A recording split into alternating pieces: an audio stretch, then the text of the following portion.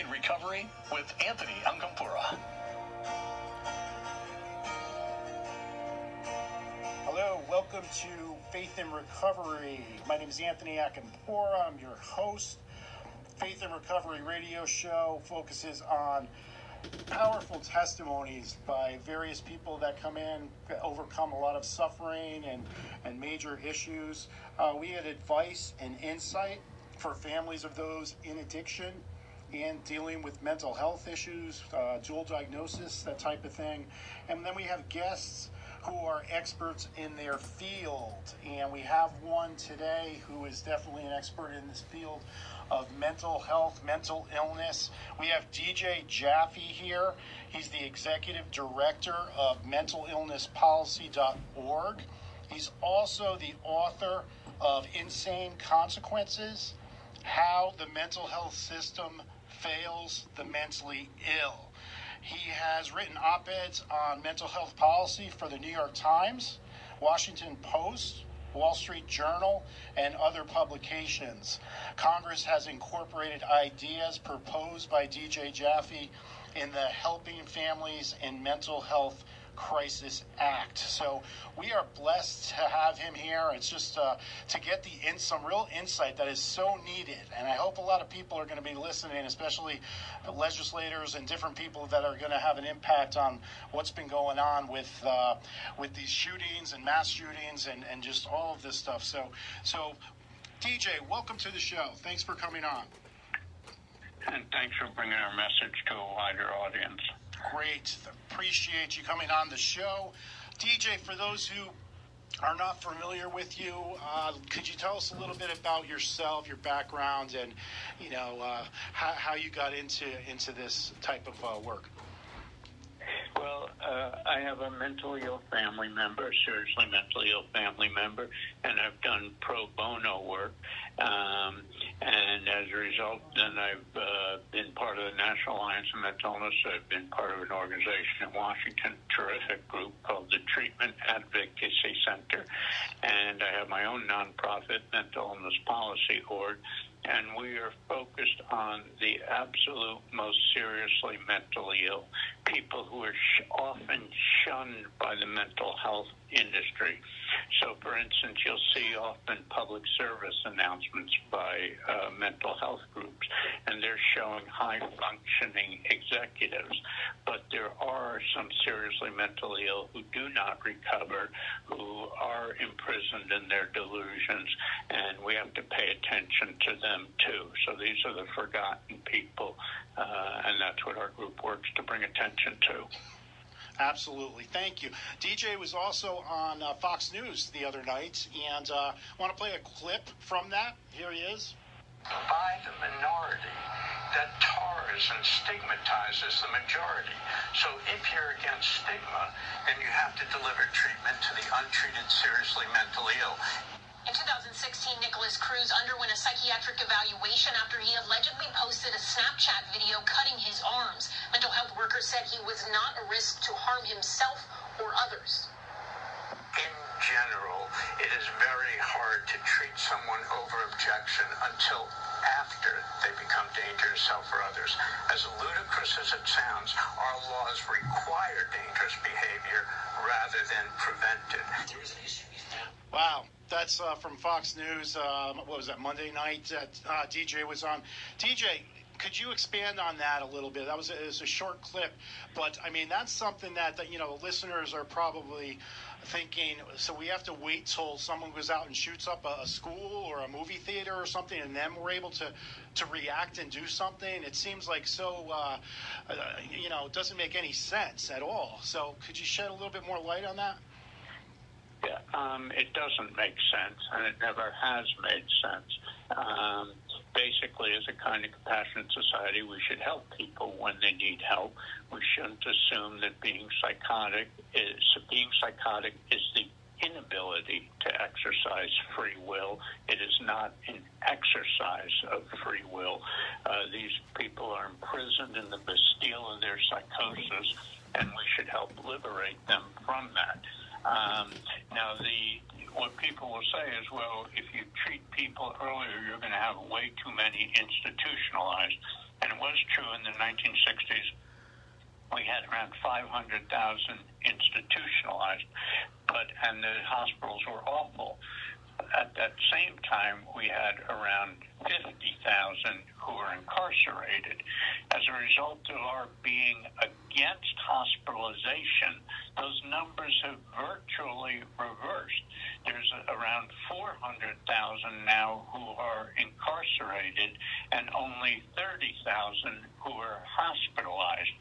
So closing psychiatric hospitals has not resulted in deinstitutionalization. It's resulted in transinstitutionalization, the movement of people from hospital-based care to prison-based non-care. And it's not only that, it's not a relic of the past. It's going on today. Hospitals are still closing because there's a provision in Medicaid that prevents states from getting reimbursed for hospitalization of the mentally ill. So if you have a disease in any organ of your body and you're Medicaid eligible, Medicaid reimburses states 50% of the cost of care. If that disease is a mental illness, they don't reimburse. It's federally sanctioned discrimination against the seriously mentally ill, and states deal with it by opening the back doors of psychiatric hospitals, locking the front doors so people get kicked out where they're Medicaid eligible. But as I said, they're more likely to go to jail than they are to a community-based treatment program. One of the myths about mental illnesses, everyone says, oh, Reagan closed the hospitals and didn't build enough community centers. But as Dr. Fuller Torrey demonstrated in his book, American Psychosis, the problem wasn't that there weren't enough community centers. The problem was the same as it is today. Most community programs are not willing to serve those who are so ill they would otherwise need hospitalization. Right. They declare them high needs patients and say they're not set up to serve them. Sure. Wow, absolutely. You know, when all of those psychiatric institutions were closing, and there was so much, it was like a horror show in a lot of them. There was so much going on in there, and I would think at the time, legislators and lawmakers probably thought it was a good thing, to kind of alleviate that problem. But like you said, it really just transferred it, and instead of being in a safer environment and a hospital environment, they're incarcerated, so it's not that it really didn't work out, and I think it really needs to be, relooked at. And I know you mentioned, with President Trump, looking at doing that as far as making more institutions and things. Maybe it should be called a different word. Maybe that's like a stigmatized word just in itself, mental institutions. Maybe it should be called something else, and it should be very much monitored and regulated and things, so there isn't anything going on like that used to in the past. But something, that seems to make much more sense than just throwing people out of hospitals, having them walking around on the streets, and then they get involved with, a minor crime, and then they're incarcerated. And that's probably the worst place they could be if you're dealing with paranoia and, schizophrenia and all these other different diseases. And I'm glad you brought that up, because you're absolutely right. Most of the reasons they're brought into jail are minor crimes that escalate. They're homeless, so they're stealing food off the food cart, or they're sleeping in a doorway, which is trespassing. Then a police officer comes by, or the owner, and because they're delusional, they might slap the officer or the store owner, and all of a sudden this minor charge starts escalating into a more major one. By the way, the alternative, which is something we didn't have in the 60s, which we should be using much more frequently, is something called assisted outpatient treatment. Yes. Assisted outpatient treatment is for individuals who are seriously mentally ill and already became homeless, arrested, incarcerated, suicidal, hospitalized multiple times as a result of their failure to comply with treatment. Police call them frequent flyers or round trippers who continually go in and out of the jail system. And what it does is it allows courts to order them to stay in mandated and monitored treatment while they continue to live in the community. So it used to be we only had one choice. We put somebody in jail or involuntary inpatient commitment. Now we can commit them to stay in their treatment and monitor it while they continue to live in the community. It's been shown to reduce homelessness, arrest, incarceration in the 70% range. It saves taxpayers 50% of the cost of care because you're no longer using jails or hospitals, and it's more humane, less restrictive than those alternatives. So states should make much more use of assisted outpatient treatment. Most have the law on the books, but few use it. Yes, very good. That's well said. Also, the side effects. I was looking at your website, and it says cost, side effects. Some refuse treatment because of the cost, the side effects, and the lack of support. Somebody's in, they're dealing with major depression and anxiety, and you go into an emergency room. You're in there for 2, 3, 4 days. It mathematically really makes no sense that if whatever they put them on, it's going to take 2, 3 weeks, 30 days to kick in. So you're not going to know if it works or not, but you're still sending them out. And I think, that makes sense of why it's a revolving door going into these psychiatric things. But then you have a cost issue. So they do prescribe something. Maybe the person doesn't have insurance, which I think we'll also talk a little bit about, the Medicaid and things.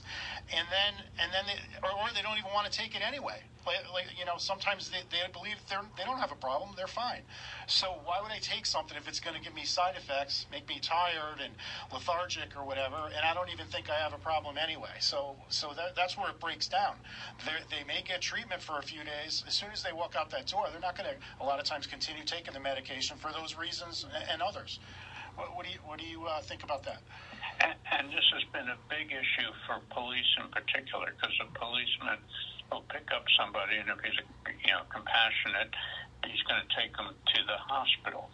And then the officer's going to have to sit there maybe for 4 or 5 hours while they decide whether to admit. They may not admit, or if they do admit, they admit for 2 days, and the person's back on the street. It's a lot faster for the officer to take somebody to central booking. So this backup in the emergency rooms is a big deal.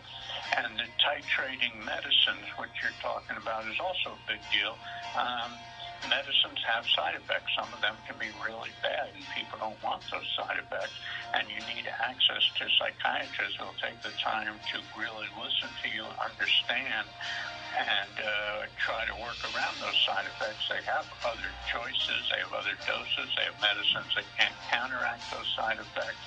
But, you're going to see a psychiatrist, one who's trained in this, for maybe 10 minutes every third month. And so that important piece of the puzzle isn't going on. Right. We're going to need to take a quick break. We will be back in 30 seconds. Banyan's Faith and Recovery Radio Program.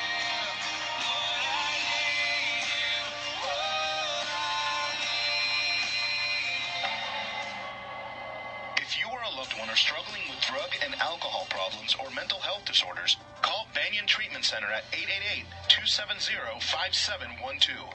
Visit our website, faithandrecovery.com. We have a compassionate and understanding staff that were once in your shoes, and our clinical team is highly skilled to handle all types of addictions. If you need help, don't wait. Call 888-270-5712 or visit our website, faithandrecovery.com. Welcome back to Banyan's Faith and Recovery Program. My name is Anthony Acampora. I'm your host. We have a really terrific guest on today, and it's DJ Jaffe, Executive Director of mentalillnesspolicy.org. So talking about all kinds of different aspects of what goes on with the mental health industry, and some of the things that work and a lot of the things that don't work. And so, DJ, tell us a little bit about the politics of mental illness, mental health, because it really does become political, especially when you have these international stories like we had in Parkland, Florida with another shooting. And, I'm from Connecticut. I lived in Connecticut when the Sandy Hook shooting happened. And I really thought that because of, you're talking about first, second grade kids, because of just how horrific it was and how everybody was talking about it, was all over the world, international news, that there was going to be change. And it just didn't happen. And now I'm hopeful again, but, we really need to do something about this. It shouldn't be political, right? These are our, kids. These are people's, loved ones. They're going to school. I can't even imagine, because I didn't grow up in this. The worst things that happened when I went to school was there'd be a fight in like the cafeteria, right? And a couple of people got suspended or something like that.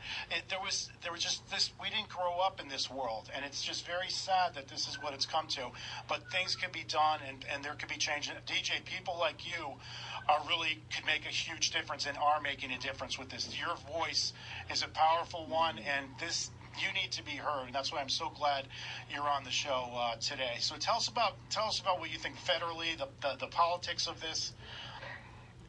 Well, first of all, I've been following your work for years, too, and thanks for all you're doing to spread the word. It is interesting. The politics are very interesting. Now, first of all, I don't talk about guns generally because I don't have any expertise that other people don't have. So, some people think we should eliminate them for all, or we should, eliminate certain types of guns or ages, and everyone has their opinion on that. But I do have opinions as it relates to the mentally ill. When there are these instances, which is the only time anyone talks about the mentally ill, basically the Republicans say it's a mental health problem to avoid discussing guns, and the Democrats say it's a gun problem to avoid discussing mental health. The issue is that, and I'm a fairly liberal Democrat, Democrats are in general willing to throw money at improving mental wellness in the masses, but aren't willing to admit the unpleasant truths that it takes to deliver care to the seriously mentally ill. Right. They're not willing to admit that some people do need hospitals. Not everyone recovers. Involuntary commitment is sometimes needed. And sometimes we have to be a little paternalistic. On the other hand, Republicans tend to be less willing to spend money on mental health in the masses, but they do understand the need to help the most seriously mentally ill. They're concerned about the quality of life in the community, the increasing rates of incarceration, and things like that. So surprisingly, for those of us who focus on the most seriously mentally ill versus mental health in everyone, Republicans have generally been better. Now, I got to put aside the fact that obviously cuts to Medicaid and things like that far exceed what they're doing on mental health. But, for instance, Donald Trump, and I'm no supporter, appointed a very excellent Assistant Secretary of Mental Health. It's a new position, and the position was created in legislation by Republican Representative Tim Murphy. So Republicans put in the bill that we need an Assistant Secretary of Mental Health whose main job is to focus on the seriously ill. And then Trump appointed Dr. Eleanor McCants-Kantz, who has done as much as she could doing that, although they keep taking money away from her, so that makes her job more difficult. So I hope what happens, and then when instances like this happen, unfortunately, the mental health industry jumps in with the platitude that the mentally ill are no more violent than others, which basically, if they're no more violent, then why should we encourage services to treat them? So the mental health industry generally comes in on the wrong side of these things. They're not in favor of more hospitalizations, more assisted outpatient commitment. Easier to meet civil commitment standards would be great. We don't require people with Alzheimer's to become dangerous before we treat them over objection, but we do for the mentally ill. Yes, absolutely. Yeah, I think the core issue, I think you just outlined it perfectly right there. I mean, that's really what it starts to become political, and it's a very difficult. The whole thing is just extremely difficult. Even personally, I dealt with major depression myself, and I know how that feels and anxiety, and it is just horrendous. And but what happens is it's a very difficult situation because it's not like you have a broken leg and you could just take an x-ray or take a blood test and the doctor could tell you, okay, this is what you have, this is what you need to do.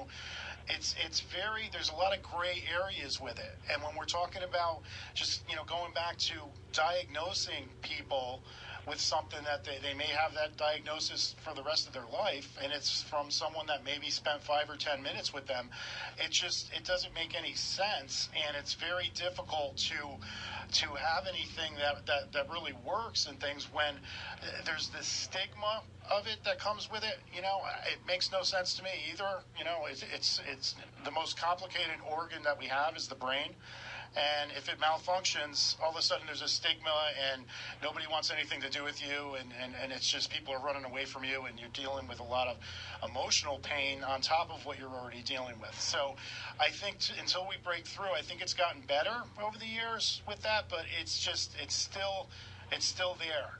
And, it's a very difficult, very, very difficult situation for the families as well, because a lot of times the families don't know what to do. Same thing with addiction. We deal with it all the time with substance abuse.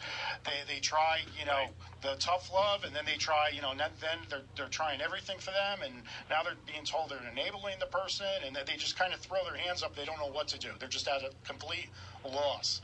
And it's the same type of thing with mental health, I think. What are your thoughts on that? Families are the first responders, and they deserve to be listened to. But when I was taking care of my ill family member, HIPAA law prevented me from learning what her diagnosis was, what medicine she needed to take, what program she needed to be at, and when. So I couldn't make sure the prescriptions were filled, and I couldn't arrange transportation to get her to the programs. So we have to stop treating families as the enemy, and for the seriously mentally ill, we have to free them of the HIPAA handcuffs, we call them, which prevent us from helping our seriously mentally ill relatives. Absolutely, absolutely.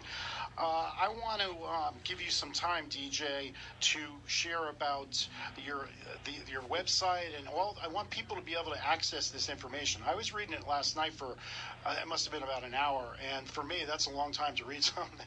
And it was amazing. I mean, it was so interesting, and all these statistics and everything that you have. I think you have a tremendous handle on this.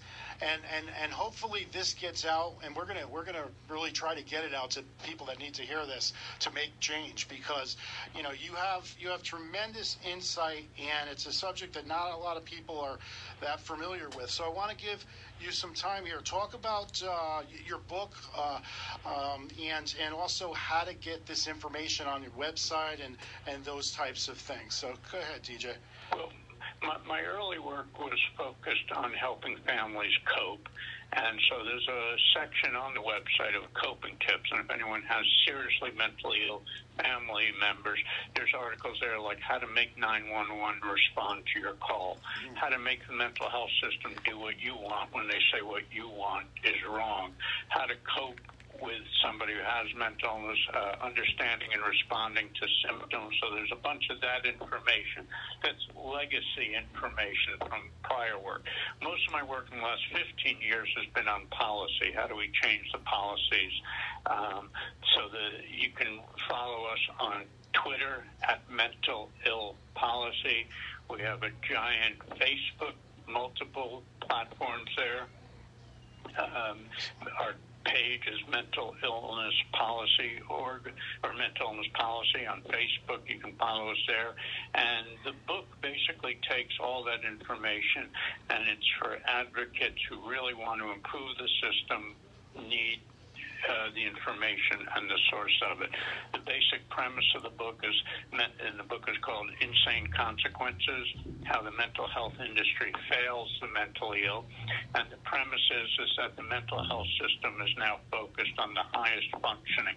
For instance, whenever there's new money, the new money doesn't go to the seriously ill, it goes to newly invented disorders like bullying or cyberbullying or trauma. Trauma is not a mental illness. PTSD is, but everyone loses a family member, has an unfortunate thing happen to them. And when we start trying to eliminate all trauma in the world, then there's none left to treat those who have PTSD. Likewise, we're diagnosing kids who aren't on the exact right place in the bell curve, and that leaves less money for kids who really do have a serious mental illness. So that's the basic premise of the book. The website is all the facts and figures you need to be a better advocate for change. And a lot of it is not consistent with what many things were being told or that I myself believed until I did the research. Thank you. Thank you so much, DJ. Thank you for being on the show. We're going to need to end. If you or someone you know is in need of treatment for substance abuse, dealing with mental health issues, dual diagnosis, our website is faithandrecovery.com or BanyanTreatmentCenter.com. Thank you so much, DJ, for being on the show and sharing all of your information and your wisdom. And thank you so much. God bless you. Thanks for your years of work, and God bless you, too. Thank you.